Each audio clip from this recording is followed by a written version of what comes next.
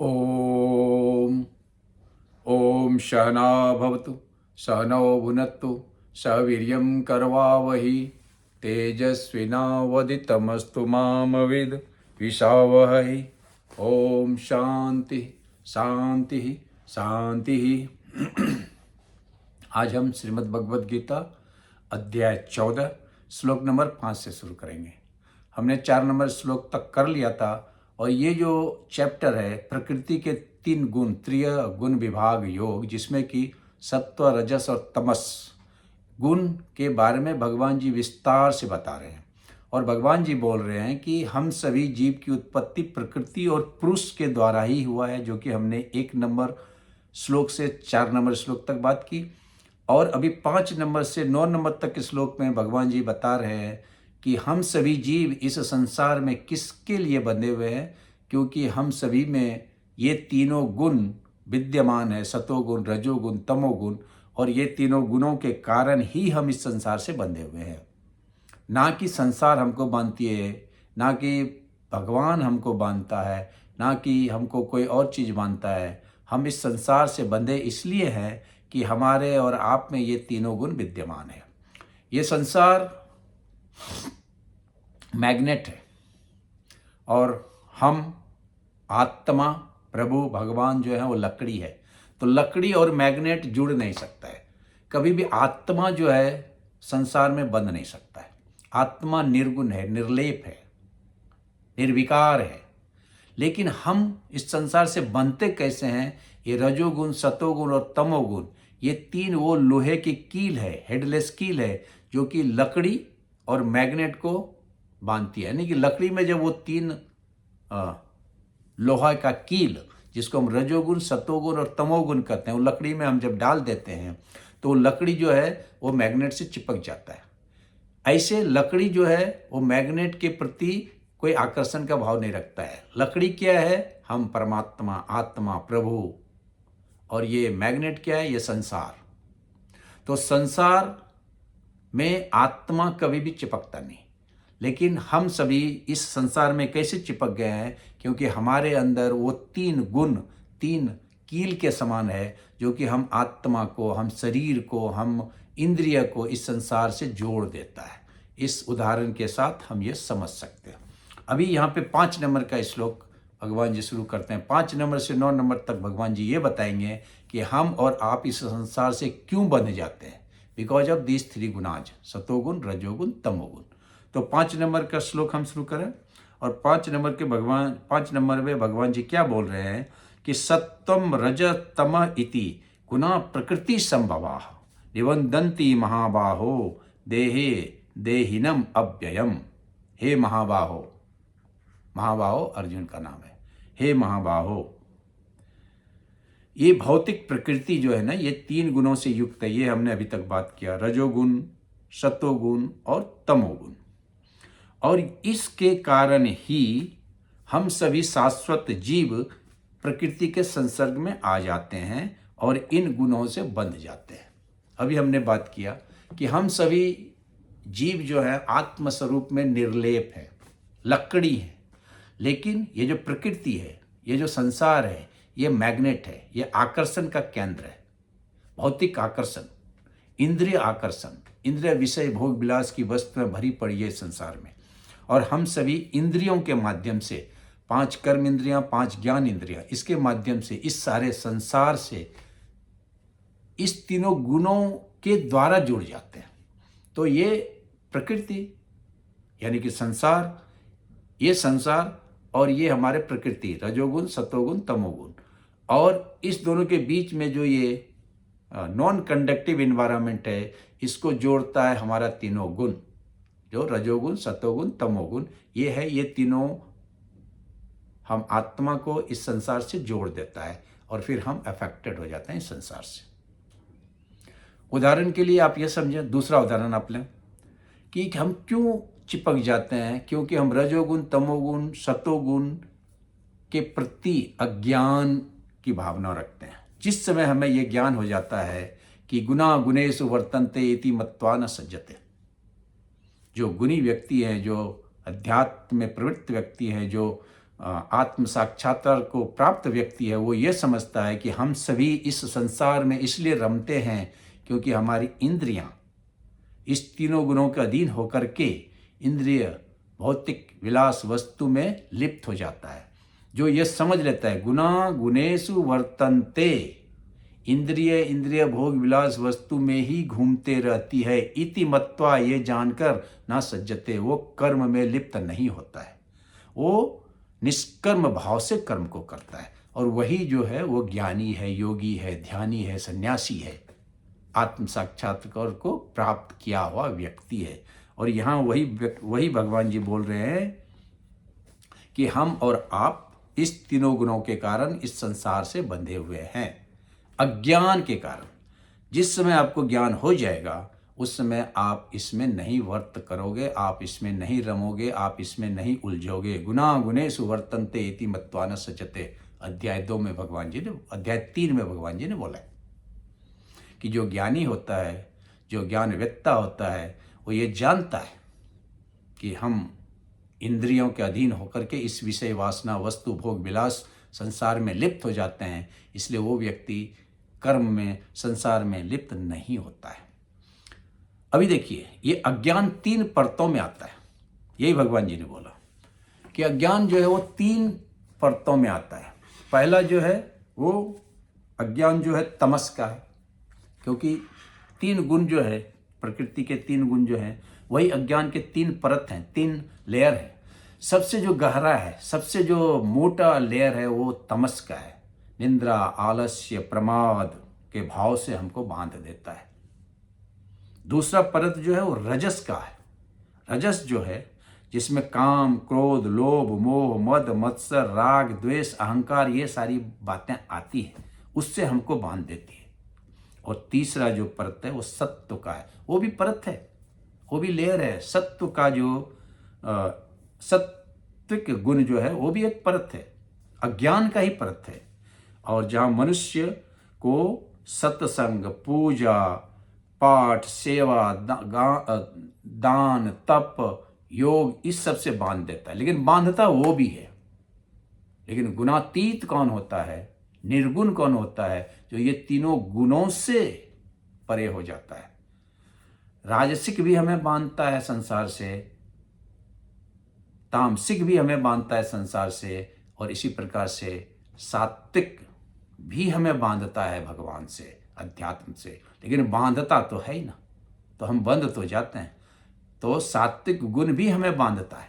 उदाहरण के लिए आप अगर लें तो अगर राजसिक और तामसिक गुण लोहे की जंजीर है, तो राजसिक और तामसिक अगर लोहे की जंजीर है तो सात्विक सोने की जंजीर है, लेकिन है तो वो जंजीर ही। और वो तीनों जंजीर को जो तोड़ देता है, उससे जो अतीत हो जाता है, उससे जो परे हो जाता है, वो गुणातीत हो जाता है। और वही आत्मा है, वही भगवान है, वही आत्म साक्षात्कार की स्थिति को प्राप्त किया हुआ व्यक्ति है। और इसी बात को अभी भगवान जी 6 नंबर में बताते हैं कि तत्र सत्यम, भगवान जी बोल रहे हैं तत्र सत्यम निर्मलत्वात् प्रकाशम अनामयम सुख संज्ञेन बंधाति ज्ञान संज्ञेन च अनग। हे अनग, अभी अनग फिर यहाँ अर्जुन को बोला, वहां पे बोला महाबाहो, यहाँ पे बोल रहा है अनग। हे अनग, उसमें प्रकाश करने वाले रोग रहित सत्व गुण निर्मल होने से सुख के संग और ज्ञान के संग से बांधते हैं। अभी सात्विक का यहाँ पे बात कर रहे हैं भगवान जी कि सात्विक किससे बांधते हैं, ज्ञान से बांधते हैं और सुख से बांधते हैं। बांधते तो हैं ही, अभी हमने पहले ये बात किया कि सात्विक आपको स्पिरिचुअलिटी से, अध्यात्म से, भगवान से, आत्मा से, पूजा से, पाठ से, ज्ञान से, सुख से बांधता है। लेकिन बांधता तो आपको है ही, लेकिन असल जो ज्ञान है वो आपको सत्व से भी ऊपर लेके जाता है। और 7 नंबर में रज के बारे में बोल रहे हैं कि रजो रगात्मात्मकम विद्धि तृष्णा संगम समुद्भवम तत् वंधाति कौन्तेय कर्म संज्ञेन देहिनम। हे कौन्ते, यहाँ पे कौन्ते आप ध्यान देंगे कि 3 श्लोक मैंने पढ़ा, 5 नंबर, 6 नंबर और 7 नंबर। 5 नंबर में भगवान जी ने जब तमस की बात की, तो महाबाहो शब्द यूज किया अर्जुन के लिए। 6 नंबर में जब भगवान जी ने सत्व के लिए बात किया तो अनघ शब्द यूज किया भगवान जी ने अर्जुन के लिए। और यहाँ 7 नंबर के श्लोक में भगवान जी ने जब रजोगुण की बात कर रहे हैं तो कौन्तेय ये यूज किया भगवान के लिए। तो इस 3 शब्द का अर्थ समझें, तीनों पर्यायवाची है अर्जुन के लिए। पहला अनघ भी अर्जुन के लिए, दूसरा महाबाहो वो भी अर्जुन के लिए, और तीसरा कौन्तेय वो भी अर्जुन के लिए।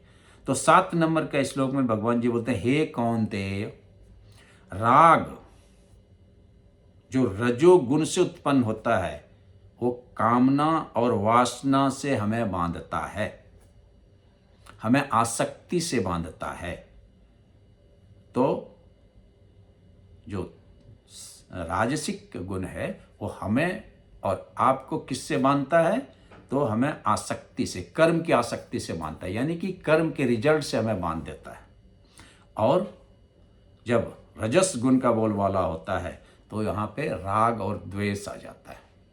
जब तामसिक गुण का बोलबाला होता है तो वहाँ पे निंद्रा, आलस्य और प्रमाद आ जाता है। और जहाँ सात्विक गुण का बोलबाला होता है वहाँ सुख और शांति आता है।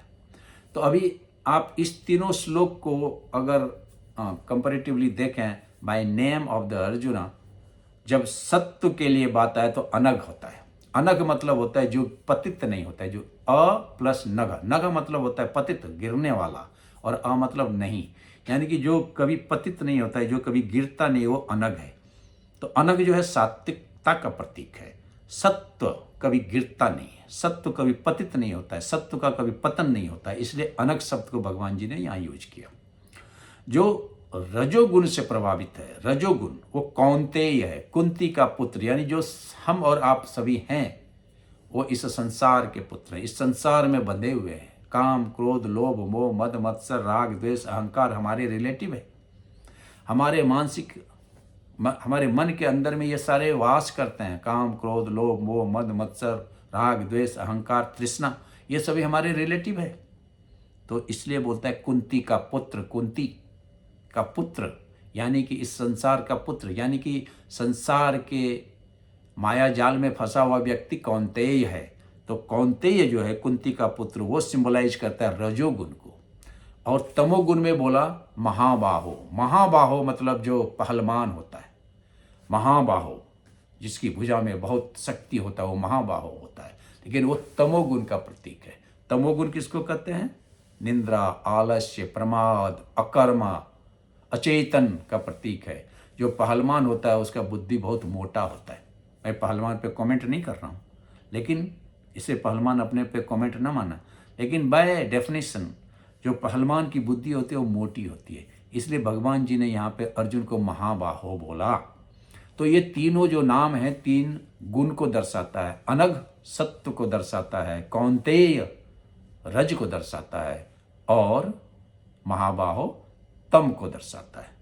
तो इस तरह से 5 नंबर, 6 नंबर और 7 नंबर में भगवान जी ने ये तीनों गुण से हमें किस तरह से बांधता है, किससे किस में बांधता है, ये भगवान जी ने बोला। और 8 नंबर का श्लोक अगर हम पढ़ें, इसी बात को भगवान जी ने आगे बढ़ाया। क्या बढ़ाया? तमह तु अज्ञानजम, तमह तु अज्ञानजम विद्धि मोहनम सर्वदेहिनाम, प्रमाद, आलस्य, निंद्रा, प्रमाद, आलस्य, निंद्रा भी तत् निबंधन्ति भारत। अभी यहाँ पे फिर से भगवान जी बोल रहे हैं, हे भरत पुत्र, यहाँ पे बोल रहे हैं हे भरत पुत्र, भारत शब्द यहाँ पे यूज किया। तो अर्जुन के 29 नाम दिए, 31 नाम गीता जी में अर्जुन के 31 नाम से संबोधित किया गया है और कृष्ण जी को 29 नाम से संबोधित किया गया। तो एक अभी चौथा नाम इसी 4 श्लोक में आ गया, महाबाहो, अनघ, कौन्तेय, अब यहाँ भारत। हे भरत पुत्र, तुम ये जान लो कि अज्ञान से उत्पन्न जो तमोगुण है वो समस्त देहधारी जीवों का मोह है। अभी देखिए यहाँ मोह का बात कर रहा है। इस गुण के प्रतिफल क्या क्या आते हैं हमारे यहाँ? निंद्रा, आलस्य, प्रमाद, जो बद्ध जीव को बांधते हैं। बहुत ही इंपॉर्टेंट शब्द, बहुत ही इंपॉर्टेंट श्लोक, 8 नंबर का श्लोक। भगवान जी बोल रहे हैं कि जो भी अज्ञान से उत्पन्न है उसका कारण सिर्फ और सिर्फ मोह है, मोह। और मोह से क्या उत्पन्न होता है? निद्रा, आलस्य, प्रमाद, जो कि हमें और आपको इस संसार से बांधता है, आलस्य से बांधता है, प्रमाद से बांधता है, निद्रा से बांधता है, आलस्य से बांधता है। तो भगवान जी मोह की तरफ अभी बात कर रहे हैं। मोह कैसे उत्पन्न होता है? तो भगवान जी बोल रहे हैं तमोगुण से, अज्ञान के कारण तमोगुण से मोह उत्पन्न होता है। और अध्याय 2 में इसका एक क्रोनोलॉजिकल ऑर्डर दिया है भगवान जी ने। ध्यायते विषयान पुंस संगते सुविजायते, संगात संजायते कामा, कामात क्रोध विजायते, क्रोधात भवति सम्मोहः, सम्मोहात स्मृति विभ्रमा, स्मृति भंसात बुद्धिनाशा, बुद्धिनाशात प्रणश्यति। क्रोनोलॉजी जो दिया उसमें मोह जो है वो रूट काउज है, और वो उत्पन्न होता है तमोगुण के कारण, अज्ञान के कारण। और मोह के कारण हम और आप किससे बंध जाते हैं? तो भगवान जी बोल रहे हैं निंद्रा, आलस्य और प्रमाद, यानी कि we are good for nothing if we are bondage by the tamoguna, we are under influence of moh, illusion. और भगवान जी अभी 9 नंबर में बोलते हैं कि सत्वम सुखे संजयति रजः कर्मणि भारत, ज्ञान आवृतम तू तमः प्रमादे संजात अच्युत। हे भारत, यहां भी भारत शब्द यूज किया। सत्व हमें सुख और ज्ञान से बांधता है, सत्वम सुखे संजाति, रजः कर्मणि भारत, रजोगुण हमें कर्म से बांधता है, ज्ञानम आवृतम तू तमः, लेकिन तमोगुण ज्ञान को आवृत करके, ज्ञान को ढक देता है, और प्रमादे संजति, हमको और आपको प्रमाद, आलस्य और निद्रा में बांध देता है। तो यानी कि 5 नंबर से 9 नंबर तक का जो श्लोक है उसका सार यहां पे भगवान जी दे रहे हैं कि सत्व हमें शांति, सुख और ज्ञान से बांधता है, सत्वगुण। रजोगुण हमें कर्म और कर्म फल से बांधता है, और तमोगुण हमें निंद्रा, आलस्य और प्रमाद से बांधता है। तो इस प्रकार से 5 नंबर श्लोक से लेकर के 9 नंबर के श्लोक तक भगवान जी ने हमें ये बताया कि हम सभी जीव इस संसार से बंधे हुए हैं, तो सिर्फ और सिर्फ प्रकृति के ये 3 गुण के कारण, तमोगुण, रजोगुण और सत्वगुण। अन्यथा हम आत्म स्वरूप में, आत्मा के लेवल पे हम निर्लेप हैं, हम गुणातीत हैं। लेकिन अज्ञान के कारण इस तीनों गुणों का अधीन होकर के हम इस संसार से बंधे हुए हैं। अगर हम में सात्विकता ज़्यादा है तो हम ज्ञान और सुख से बंधे हैं। अगर हम में रजोगुण ज़्यादा है तो हम कर्म और कर्म फल से बंधे हुए हैं। और अगर हम में तमोगुण की प्रधानता है, तमोगुण ज़्यादा है, तो हम निंद्रा, आलस्य और प्रमाद से फंसे हुए हैं। आगे के सत्र में हम फिर बात करेंगे 10 नंबर के श्लोक से। तब तक के लिए ओम पूर्णमद पूर्णमिदं पूर्णात् पूर्णमुदच्यते पूर्णस्य पूर्णमादाय पूर्णमेवावशिष्यते। ओम शांति शांति शांति।